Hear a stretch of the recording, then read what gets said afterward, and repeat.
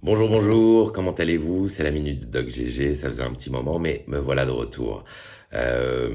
Avec des petites choses à vous raconter, que vous avez dû entendre parler, également, essayer de faire une petite synthèse avec des mots pas trop scientifiques. On a depuis quelques semaines maintenant un peu plus de recul sur la pathogénie et l'action du coronavirus et on apprend tous les jours un peu plus de choses sur sa façon de le traiter, sa façon d'essayer d'éviter d'être malade et je vais essayer d'en arriver ici. Alors, on entend beaucoup parler en ce moment du zinc. Le zinc est un oligo-élément essentiel à l'organisme. Malheureusement, on n'arrive pas à le stocker. Donc, il nous faut des apports journaliers, ou du moins très fréquemment, plus que d'habitude, surtout dans une période de pandémie virale comme nous traversons actuellement, pour essayer justement de rester en bonne santé.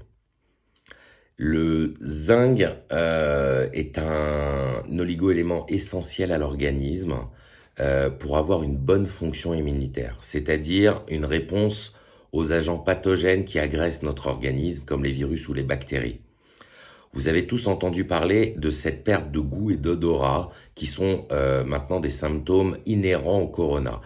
Ils font partie des premiers symptômes d'une carence en zinc. Alors le zinc a deux modes d'action dans l'organisme.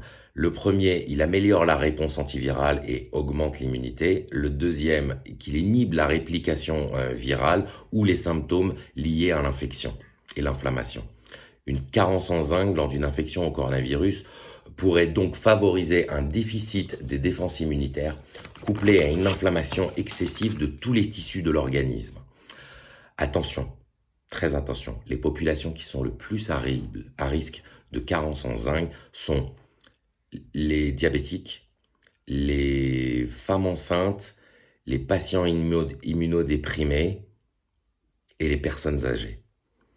On a eu ces dernières semaines, par exemple, euh, aux États-Unis, un médecin américain proche de New York qui a traité plus de 500 patients avec réussite et guérison grâce à une association d'hydroxychloroquine, d'azithromycine qui est l'antibiotique, et l'association de sulfate de zinc en comprimé.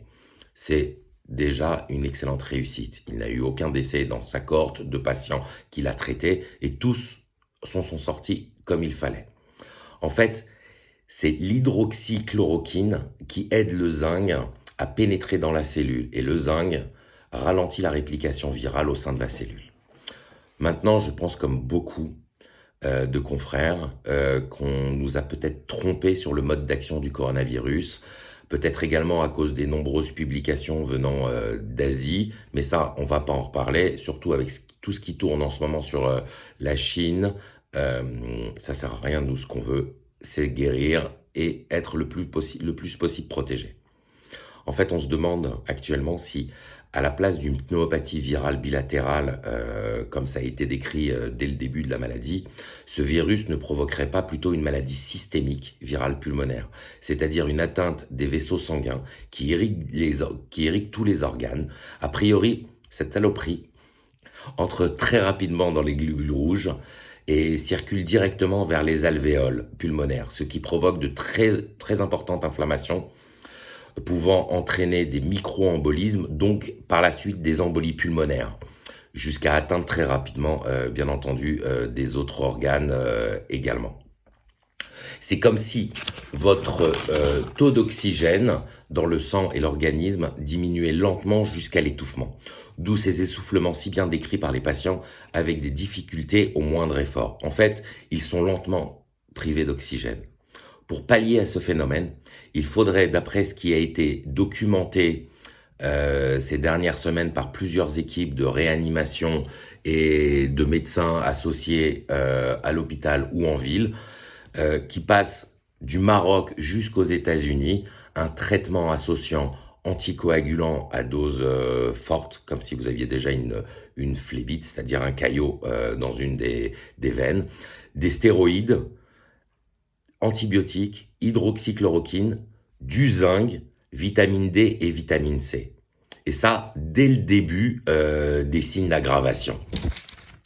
Par contre, En médecine de ville, lorsqu'on n'a pas atteint des signes respiratoires ou des signes d'aggravation, la prescription d'hydrochloroquine est de toute manière bloquée par certains gouvernements. On ne citera pas lesquels, bien entendu.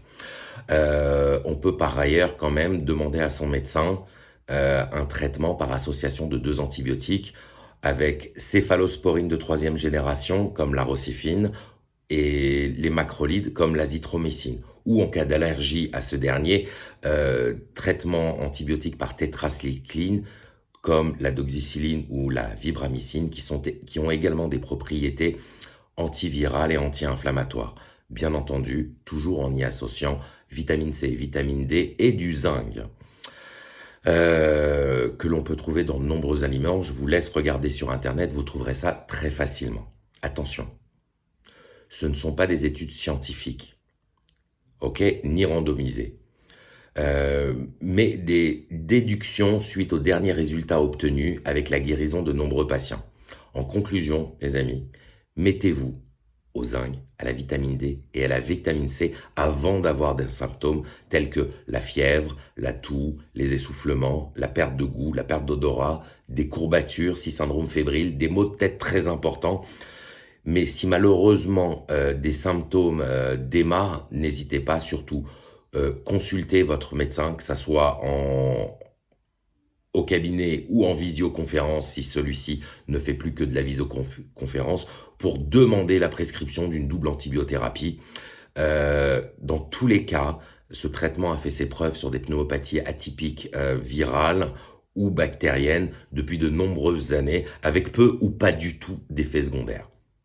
Sur ce, les amis, faites du sport, prenez soin de vos enfants, jouez avec eux, laissez-leur le téléphone, ça aide à les sociabiliser envers leurs amis, qu'ils ne soient pas bloqués à la maison dans un monde juste fermé.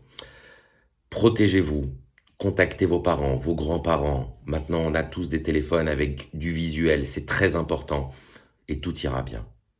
Mais surtout, boostez des moindres symptômes, fièvre ou tout, essayez d'avoir tout de suite un traitement double antibiotique.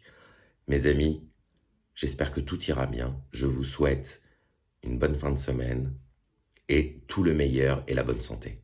Bye bye.